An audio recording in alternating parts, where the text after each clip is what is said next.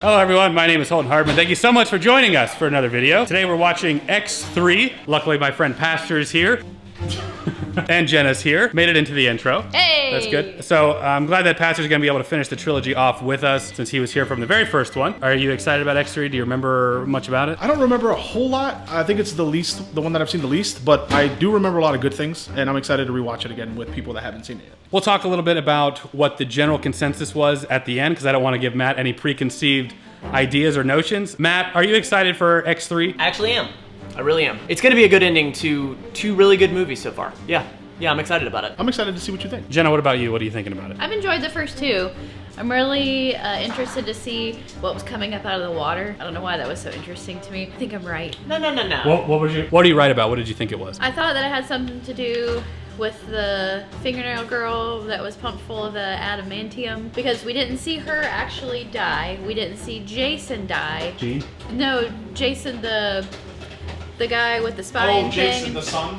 Yeah. That was left behind in Cerebro 2. We didn't specifically see Stryker die either. Yeah, I've been thinking about it. What do you think the little flying thing under the water was? What did I say it was? Alien butterfly thing? Yeah. Oh yeah. So, we had the fingernail lady there. Jason, don't know what happened to him. So we're gonna go with alien flying butterfly. Is what I'm hearing. Yeah, precisely. All right, guys, we're just gonna jump into it. X3, The Last Stand. Don't disappoint. Let's do it.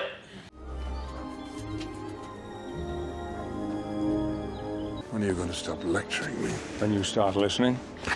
You have more power than you can imagine, Gene. The question is, will you control that power? Or let it control you? Let me in there right now! Open the door! What's wrong is I can't touch my boyfriend without killing him. Other than that, I'm wonderful. Hey, I don't think that's fair. Have I ever put any pressure on you? You're a guy, Bobby. Your mind's only on one thing. That feels a little insulting. Not everybody heals as fast as you, Logan. A major pharmaceutical company has developed a mutant antibody, a way to suppress the mutant X gene. Once the world's most famous prison will now be the source of freedom for all mutants who choose it. I mean, what kind of coward would take it just to fit in? Not all of us can fit in so easily. You don't shed on the furniture. People, you must listen. They will force their cure upon us. My name is Hank McCoy.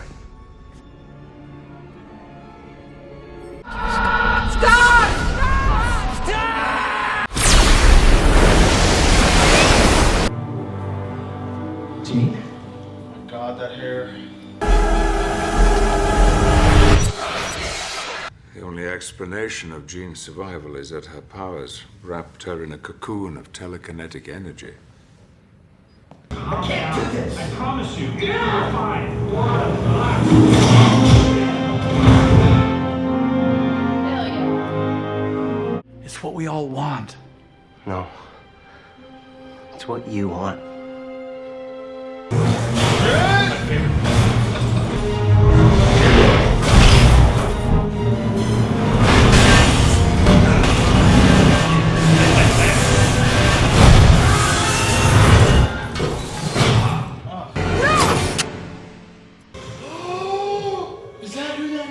Yeah, Rebecca Romaine, dude. You're not one of us anymore. You can come stay here. This isn't you. Yes, it is me. Professor said you might be different. Where's Scott? Kill me before I kill someone else. Don't say that. Please. We can fix it. I don't want to fix it. I came to bring Jean home. Don't interfere, Eric. Just like old times, huh? Control your power. No, stop it!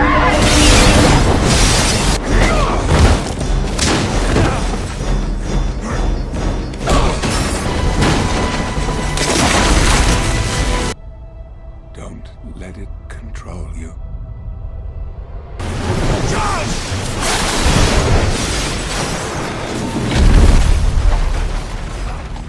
Would have killed the professor if he'd given me the chance.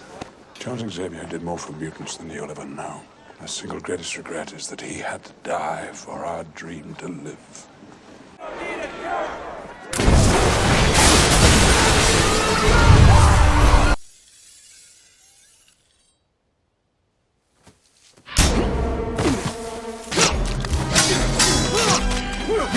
Jean? If we don't fight now, everything they stood for will die with them. Then we stand together. X-Men.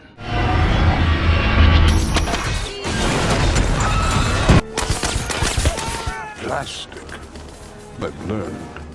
You men, come at the doors! Everybody get together! And hold this line!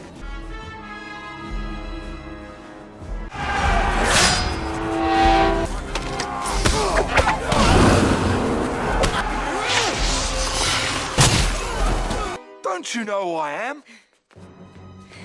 I'm the Juggernaut, bitch! Do we look like we need your help?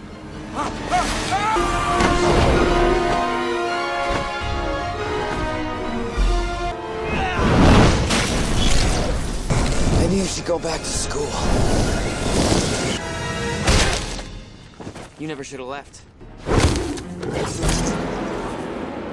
This is what they want for all of us.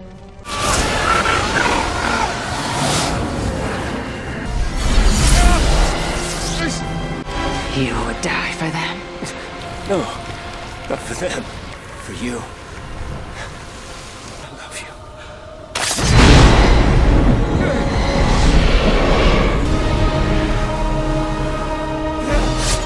I had to.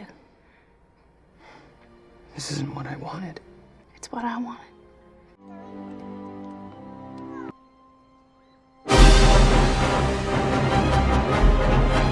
There is a post-credit scene. What the for? This is the last one. Morning. Hello, Moira.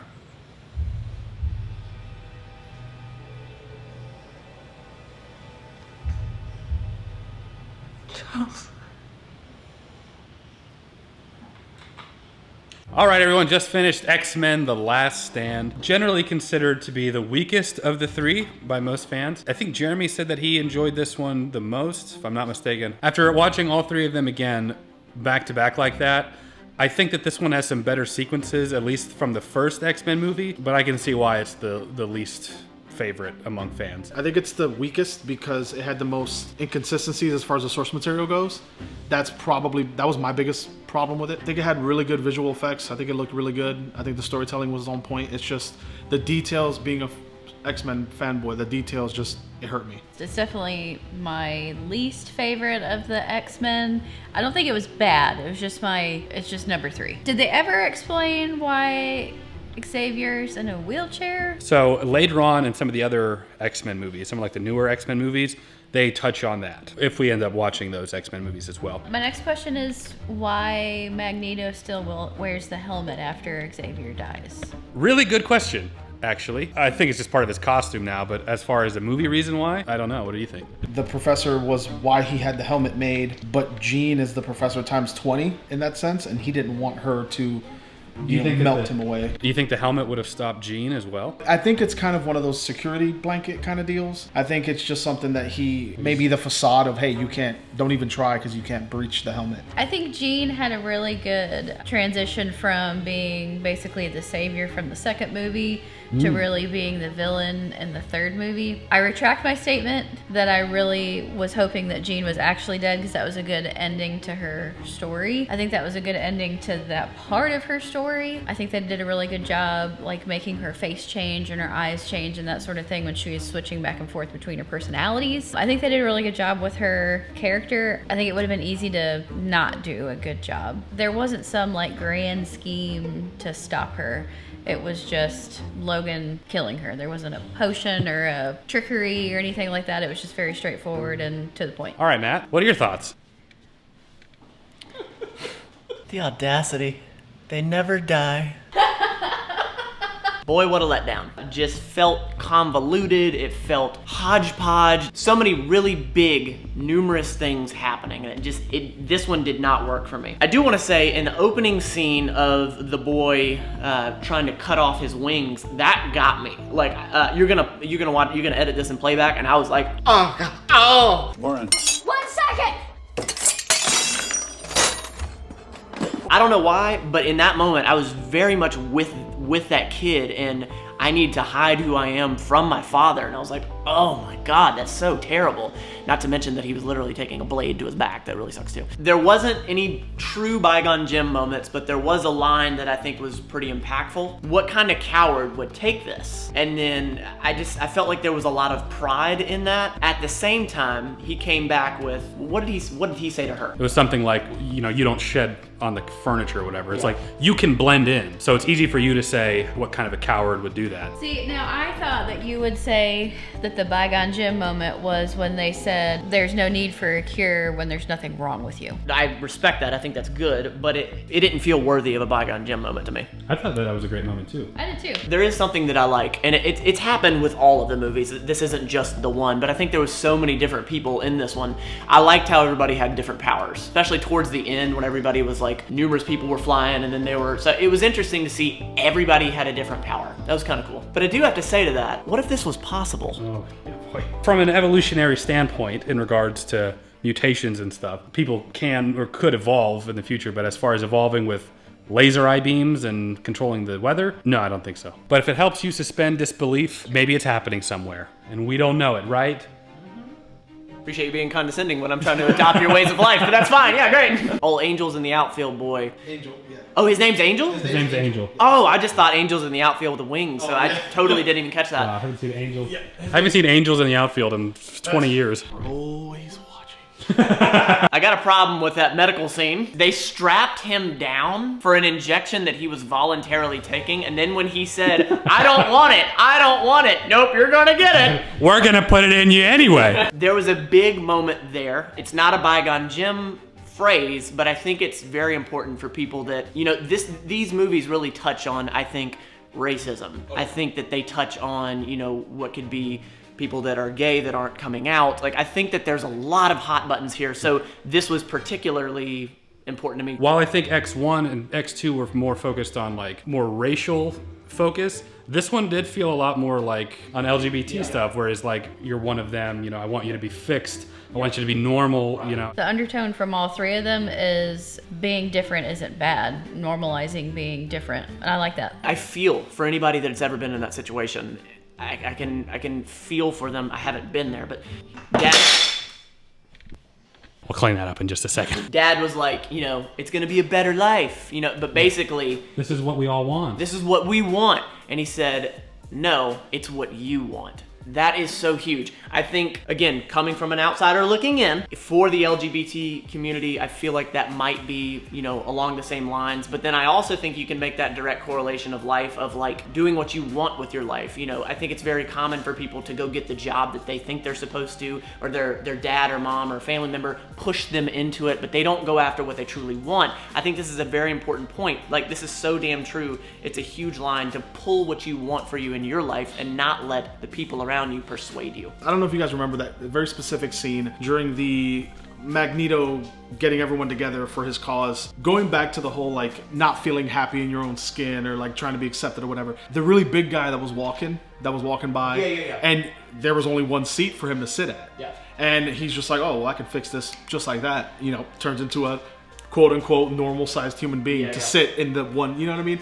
That just stood out to me as far as like also touching on LGBT and like race and body issues, because that's not being racist, but it is still a typecast, you know? That's a good point. That's a really good point to point that out. He literally had to fit in. So you said this in the second one, maybe even the first one, that you love the mutual respect between Xavier and Magneto. Commando Boy? And Magneto, that's him. And I agree, whenever he was obliterated until he comes back, Magneto was like, Charles, like, oh no, like he's missing his buddy. You can feel it. Like they are friends while foes. Even the part where Pyro's like, you should have let me kill him if you gave me the chance.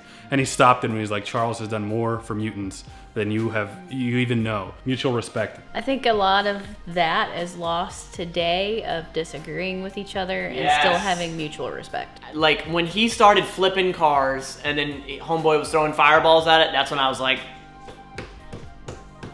tapping out. Like I was getting real done then. Lastly, old Silverstreak, she went and got herself cured. That was interesting. I mean, I don't feel either way about it, but I just didn't see that coming. It makes sense. I give this movie a 5. It's a very weak 5 as well. Wow. So this whole time Matt's been talking, I've been trying to figure out if I was going to give it a 5 or a 6. So I think I'm just going to have to play it safe and say 5.5. What would you give X3? If it wasn't for the Juggernaut mishap, I would give it a 6, but I give it a 4.8. A couple of things that I really liked about this movie. The scene where Professor X dies, I thought was one of the best scenes of the entire trilogy. Just the way that it was executed. Visually, the stakes were high. We're all Wolverine and Magneto were there. Magneto, like you said, being like Charles, not wanting him to die. Charles' last words were, "Don't let it control you," and he smiles right before he evaporates. I thought that that was incredibly well done. He's not dead. He's not dead.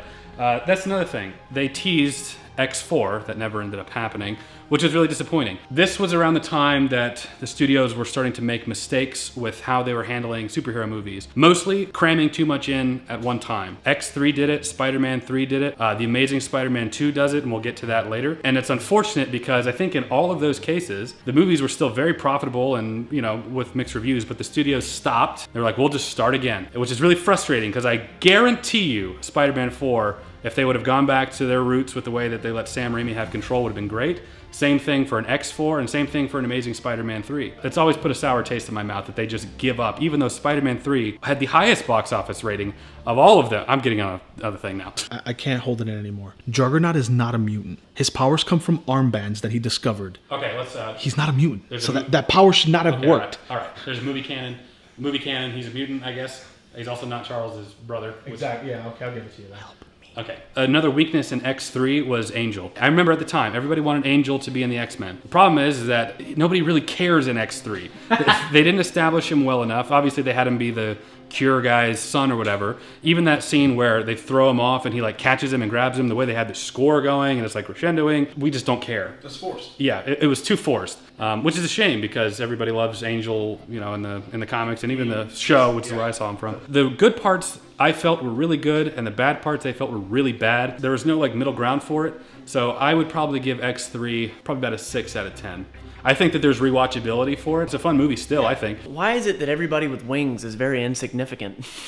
I think that if the studio didn't do what they did, we definitely would have gotten those movies because the demand was there, the popularity was there. These movies are definitely rewatchable. I would advise you guys to watch them if you haven't seen them in a long time and tell us what you think. Thank you, Pastor, for joining us today. Make sure you check out his channel, Snapkeep Videos. A link will be in the description below. This is the last video that we're doing before we go into MCU Phase 3. So the next video will be Civil War. It's highly anticipated. I'm looking forward to it. It's going to be a lot of fun. If you enjoyed this video, leave me a like. It helps my channel out a lot. Comment down below letting us know what you think of our opinions and what you thought of X3. Consider supporting me on Patreon. It's a great way to get early access to a lot of these videos, and it helps us out to be able to create more of this stuff more frequently. If you haven't already, subscribe so you can be notified every time we do a new video, especially since we're going through Phase 3. That's it, everyone. As always, I appreciate you watching. We'll catch you in the next video.